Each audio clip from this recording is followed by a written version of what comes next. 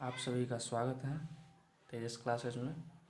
और आज की इस वीडियो में हम जानेंगे, पिछले क्लास में हम पढ़े थे थेल्स प्रमेय के बारे में। जो थेल्स प्रमेय क्या होता है, ठीक है। तो हम जानते हैं कि थेल्स प्रमेय क्या होता है। एक बार मैं फिर से दोहरा देता हूँ कि क्या होता है थेल्स प्रमेय।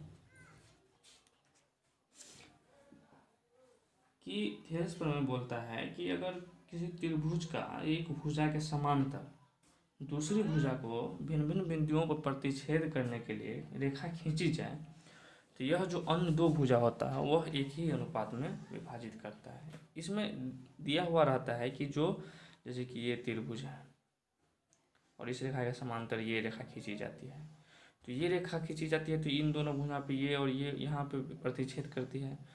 तो थेल्स प्रमेय निष्कर्ष निकाला है कि ये अपन ये और ये अपन ये दोनों जो होता है सो बराबर होता है। जैसे इसी में देखिए, जैसे कि ये पैरेलल है D E parallel B C, जैसे ये डी रेखा हुआ और बी सी ये रेखा हुआ, ये दोनों पैरेलल है। तो पैरेलल है तो इसमें इसमें लिखेंगे सबसे पहले कि दिया हुआ है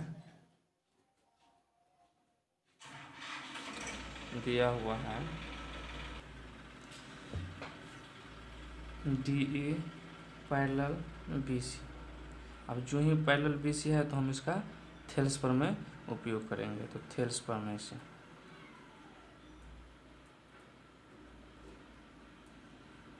अब थेल्स प्रमेय क्या कहता है कि जब ये दोनों समांतर रहेगा और ये प्रतिच्छेद करेगा तो ए डी अपॉन डी भी बराबर ए ई अपॉन ए सी होगा कि नहीं। तो देखिए ए डी क्या है तो कुछ नहीं है, तो यहाँ पर हम ए डी लिख देंगे। यहाँ पर 7.2 है इक्वल टू ए कितना है 1.8, ये वाला 1.8 दिया हुआ है क्वेश्चन में। और ए सी कितना है, ए सी है हमारा 5.4। देखिए सबसे पहली बात हम इसको करना शुरू करेंगे, ठीक है। इसको कट करना शुरू करेंगे तो ये 3 मरतबे कट जाएगा। 18 तिया 54, दशमलव सेम है इसलिए इसको नहीं उड़ाएंगे। उड़ा भी दीजिएगा तो कोई दिक्कत नहीं है। और ये 3 से 2.4, ठीक। अब देखिए क्रॉस मल्टीप्लिकेशन करेंगे, ठीक है। तो यहाँ पर कुछ नहीं है तो 1 है, 3 एकान 3 और 2.4 इंटू 3 इक्वल टू 7.3। तो ए डी और 1 को इक्वल कीजिएगा तो कितना हो जाएगा ए डी, और फिर वहाँ पे भी 1 है तो 2.4 इंटू 1 कितना हो गया 2.4। यही हो गया मेरा आंसर, ठीक है। इसका जो यूनिट दिया रहेगा ये। अब चलिए दूसरा क्वेश्चन पे चलते हैं। अब हम अगला क्वेश्चन पे चलते हैं, ठीक है। इसमें क्या है कि एक आकृति दिया हुआ है जो कि आप अभी स्क्रीन पे देख रहे हैं, ठीक है। उसमें दिया हुआ है कि डी जो है वो पैरेलल है किसके, तो ए सी के, और डी एफ जो है सो पैरेलल है ए ई के। तो इसमें सिद्ध करना है कि बी एफ ये हुआ, हाँ, इसके अपॉन एफ ई ये, और फिर है बी ई अपॉन ई सी। देखिए इसको भी हम सब बहुत अच्छी तरह से प्रूफ करेंगे, ठीक है। देखिए सबसे पहले कि इसमें हमको क्या बोलता है कि B F upon F E, तो बस यहाँ है ना, देखिए ये तो एक तरफ से देखिए तो सीधी रेखा है बी एफ और एफ ई, तो यहीं तक हम देखेंगे एक ट्रायंगल। देखिए यहाँ तो यहाँ ये जो ए बी रेखा है, ए बी जो साइड से ए बी भुजा, ये तो चाहे आप ट्रायंगल ए ई बी लीजिए चाहे ए बी सी लीजिए, दोनों में उभयनिष्ठ है, ठीक है।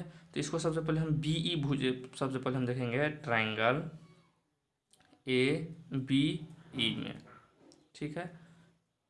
तो एक साइड ये हो जाएगा तो ये दोनों बराबर हो जाएगा, तो हम इसको प्रूफ कर सकते हैं, ठीक है। देखिए अब ट्रायंगल ए बी में क्या दिया हुआ है, दिया हुआ है कि क्या दिया हुआ है, इसमें दिया हुआ है कि डी एफ पैरेलल किसके है ए ई के, पैरेलल ए, तो इसमें हम लिखेंगे थेल्स प्रमेय से, थेल्स प्रमेय से, ठीक। तो थेल्स प्रमेय से क्या हो जाएगा आपका, थेल्स प्रमेय से हो जाएगा कि इसके अपॉन ये, फिर इसके अपॉन ये, और ये अपॉन ये, ठीक है। तो इसमें हो जाएगा आपका B D upon A D equal to B F upon F ही। इसको हम मान लेते हैं इक्वेशन 1। ठीक है, अब देखते हैं हम ट्राइंगल किस में, ए बी सी में, ए बी सी में। ठीक है, इसमें भी दिया हुआ है, क्या दिया हुआ है, गिवन दैट, क्या दिया हुआ है कि ये जो है डी ई पैरेलल किसके है, ए सी के, डी ई जो है ये से इसके पैरेलल है। तो इसमें क्या हो जाएगा, थेल्स प्रमेय से, थेल्स प्रमेय से क्या हो जाएगा, B D equal to A D equal to क्या हो जाएगा, B E equal to E C. इसको मान लेते हैं इक्वेशन 1 2। अब देखिए इक्वेशन 1 और 2 को ध्यान से देखिए तो आपको पता चलेगा कि ये वाला जो साइड है इसका LHS side, left hand side वाला जो है, तो ये साइड जो क्या है सो बराबर है। तो लेफ्ट हैंड साइड बराबर है, तो इसमें लिखेंगे फ्रॉम इक्वेशन 1 एंड 2 से, फ्रॉम लिख दिए तो वही हो गया 2 से, तो वी गेट बराबर है। तो हम इसको क्या लिख देंगे कि B F upon F E equal to B E upon A C. हमारा प्रूफ हो गया। देखिए ज्योमेट्री इतना आसान है ना कि बस आपको एक थ्योरम आपको जो पढ़ाते हैं ना बस उसको याद रखना है। ठीक है, और उसके बाद ये पूरा आपको आसानी से हो जाएगा पूरा। ठीक है, अब चलते हैं हम एनसीईआरटी के 7वें नंबर क्वेश्चन पर। हम एनसीईआरटी में सिर्फ वही क्वेश्चन ले रहे हैं जो कि थेल्स प्रमेय से रिलेटेड है। अभी थेल्स प्रमेय का ही टॉपिक हम पढ़ाए हैं। अगले वीडियो में हम थेल्स प्रमेय का एक ऊपर में जो होता है इनसे विभिन्न विभिन्न प्रकार का रिजल्ट निकलेगा उसको हम बताएंगे। फिर इनसे संबंधित जो भी क्वेश्चन होगा उसके बाद हम पढ़ाएंगे थेल्स प्रमेय का विलोम, और थेल्स प्रमेय के विलोम को पढ़ाने के बाद हम उनसे रिलेटेड जितना भी क्वेश्चन होगा उन सभी क्वेश्चन का हम बना के हम आपको दिखा देंगे। ठीक है, तो इसमें देखता है कि प्रमेय 6.1 अर्थात वही 6.1 हुआ थेल्स प्रमेय। इसका प्रयोग करते हुए हमको सिद्ध करना है कि त्रिभुज के एक भुजा के मध्य बिंदु से होकर दूसरी भुजा के समांतर खींची गई रेखा जो होता है सो तीसरी भुजा को समद्विभाजित करती है। बस हमको ये प्रूफ करना है। तो देखिए सबसे पहले हम लिखेंगे कि फिजिक्स हो या मैथ, सबसे पहले लिखेंगे गिवन दैट। तो सबसे पहले लिख दिए हम गिवन दैट, अर्थात दिया हुआ है कि इसमें बोलता है कि एक त्रिभुज है तो हम एक त्रिभुज ले लिए, इस त्रिभुज का नाम हम दे दिए ABC। ठीक है, ABC एक ट्रायंगल है। तो सबसे पहले लिखेंगे ABC एक ट्रायंगल है। अब देखिए त्रिभुज का एक भुजा के मध्य बिंदु, तब कोई भी भुजा लीजिए AB का इसको मध्य बिंदु है। इसका मध्य बिंदु करने का मतलब जितना दूरी ये बिचला पॉइंट, मध्य बिंदु का मतलब समझिए एकदम पूरा आसान भाषा में बिचला पॉइंट। ठीक है, बिचला पॉइंट। तो अब देखिए इसको हम मान लेते हैं D। तो इसमें लिख लेते हैं कि AB का मध्य बिंदु D है, मध्य बिंदु D है। ठीक है, मध्य बिंदु D है। अब यहाँ से हम एक क्या बोलता है कि एक भुजा के मध्य बिंदु से होकर दूसरी भुजा के समांतर खींची गई। अब यह है तो इस भुजा के हम समांतर खींचेंगे। आप यहाँ से इसके समांतर भी खींच सकते हैं, इसके समांतर यहाँ से आप ऐसे भी खींच सकते हैं और ऐसे भी खींच सकते हैं। देखिए ऐसे खींचेंगे तो इसके समांतर होगा और ऐसे खींचेंगे तो इसके समांतर होगा। तो हम इसी के समांतर खींच लेते हैं। ठीक है, तो कुछ भी कर सकते हैं, कोई दिक्कत नहीं है। मध्य बिंदु D है, तब हम क्या लिखें D बिंदु से BC के समांतर DE खींचा,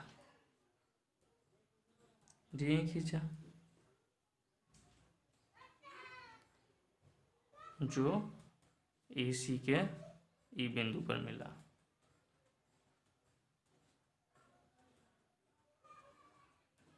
इसको ऐसे खींच दिए तो वो कहाँ मिला, ए पे मिला। अब हमको क्या करना है, अब हमको ये प्रूफ करना है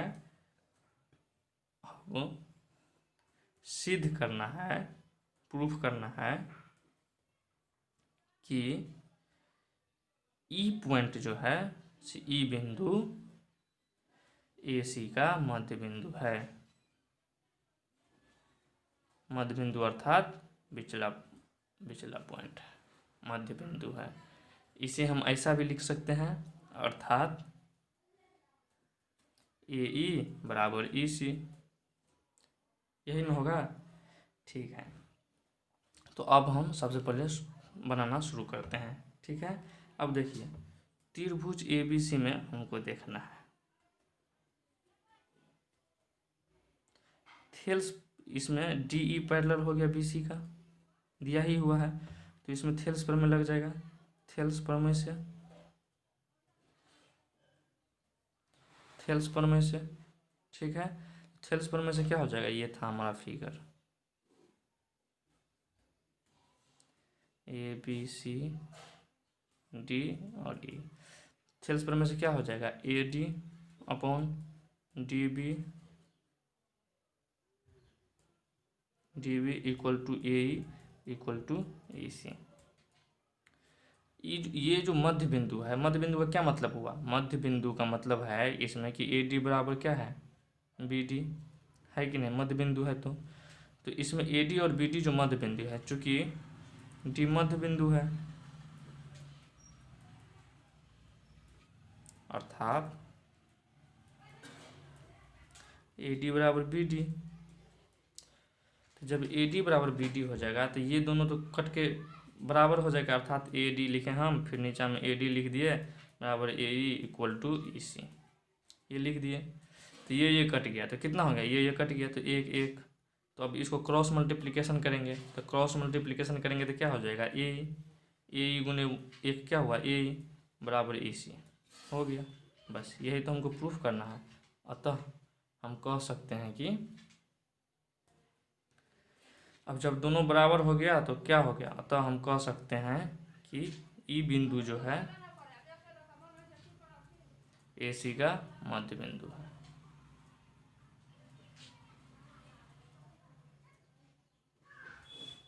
मध्य बिंदु है, ये अब हम प्रूफ हो गया। चलिए अब हम अगले सीरीज पर चलते हैं, अगला क्वेश्चन पर चलते हैं। अब अगला क्वेश्चन है कि ABCD एक समलंब चतुर्भुज है जिसमें AB पैरेलल DC है। ठीक है, तो सबसे पहले हम बना लेते हैं। ठीक है, पहले क्वेश्चन पढ़ लेते हैं। इसके विकर्ण परस्पर बिंदु O पर प्रतिच्छेद करती है, दर्शाइए कि AO upon BO equal to बराबर है CO अपॉन DO। ठीक है, तो देखिए सबसे पहले हम एक समलंब चतुर्भुज बना लेते हैं। ओके, समलंब चतुर्भुज बना दिए। ठीक, तो ये लिखें ABCD, ऐसे AB पैरेलल DC है, ऐसा नहीं कि AB ऐसे करना है, इसको पैरेलल देखना है। ठीक है, कि ये पैरेलल हुआ कि नहीं, तो ABCD, AB पैरेलल है CD के। ठीक है, इसके विकर्ण परस्पर बिंदु O पर प्रतिच्छेद, विकर्ण तो ये हुआ, तो विकर्ण इसके परस्पर विकर्ण जो है सो O पर प्रतिच्छेद किया। ओके, O पर प्रतिच्छेद कर दिया। अब हमको प्रूफ करना है क्या, कि AO अपॉन BO ये, ठीक, फिर अपॉन CO अपॉन DO, ये हमको प्रूफ करना है। ये इसका प्रॉपर्टी भी, समलंब चतुर्भुज का प्रॉपर्टी भी आप समझ सकते हैं। तो इसके लिए भाई हम सबसे पहले क्या करेंगे, तो सबसे पहले हम इस ट्रायंगल में लेंगे। किस ट्रायंगल में, इस ट्रायंगल में, इस वाला ट्रायंगल में। ठीक, इससे पहले हम क्या करेंगे कि यहाँ से हम एक इन दोनों के पैरेलल भी एक रेखा खींचेंगे बीच बीच। ठीक है, तो देखिए अब इसको प्रूफ करना है, तो सबसे पहले हम लिखेंगे गिवन दैट। ठीक है, अब क्या लिखेंगे कि जो है, जो हमको ये क्वेश्चन में दिया रहता है, हम गिवन दैट में वही लिखते हैं। सबसे पहले लिखेंगे ABCD एक समलंब चतुर्भुज है। ठीक है, जिसका विकर्ण AC एवं BD एक दूसरे को O पर प्रतिच्छेद करती है।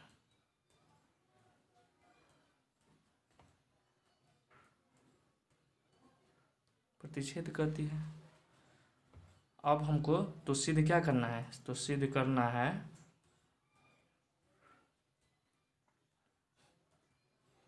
कि AO upon BO equal to CO upon DO।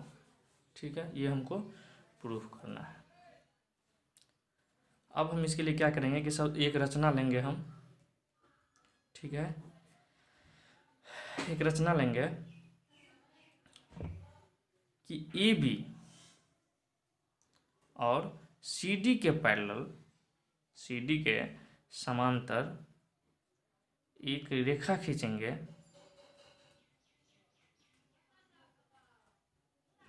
जो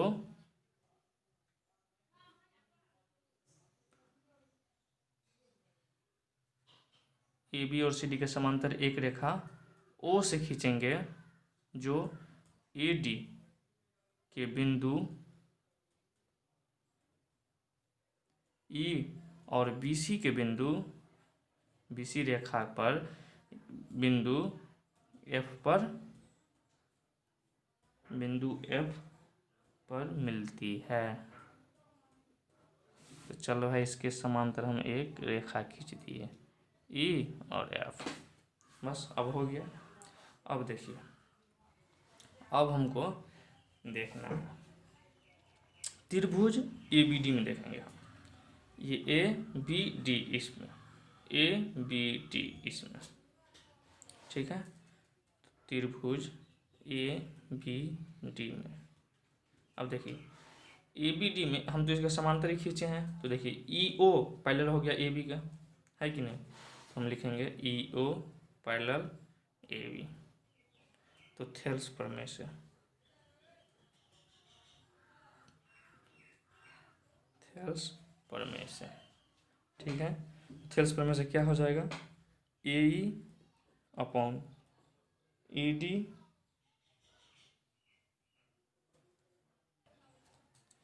इक्वल टू क्या हो जाएगा, BO अपॉन OD। तो BO अपॉन OD, ये हम मान लिए क्वेश्चन 1। ठीक है, अब देखिए,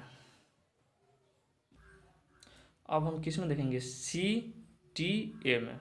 ठीक है, CDA ट्रायंगल में देखेंगे। अब देखिए CDA ट्रायंगल में देखेंगे तो इसके समांतर क्या हुआ, ये हुआ CD। ठीक है, तो अब हम यहाँ पे लिख लेते हैं कि ट्रायंगल CDA में EO पैरेलल CD। ठीक है, EO पैरेलल CD, तो थेल्स प्रमेय से,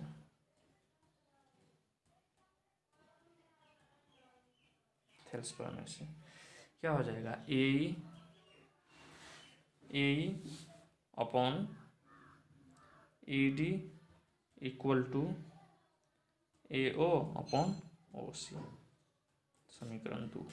अब देखिए समीकरण 1 और 2 का आप कोर्स देखिएगा तो आपको ऐसा लगेगा कि ये दोनों जो LHS साइड बराबर है। यहाँ पर लिखेंगे equation from equation 1 and 2 we get, मतलब हम पाते हैं कि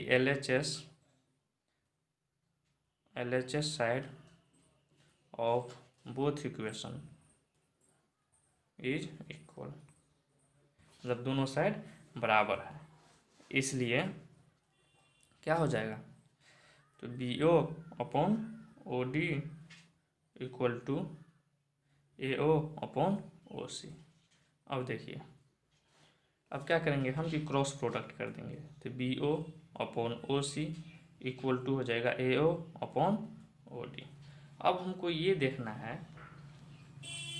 कि हमको प्रूफ क्या करना है, तो AO मतलब एक साइड AO रहना है और एक साइड CO रहना है, वही ना, और नीचे में BO है।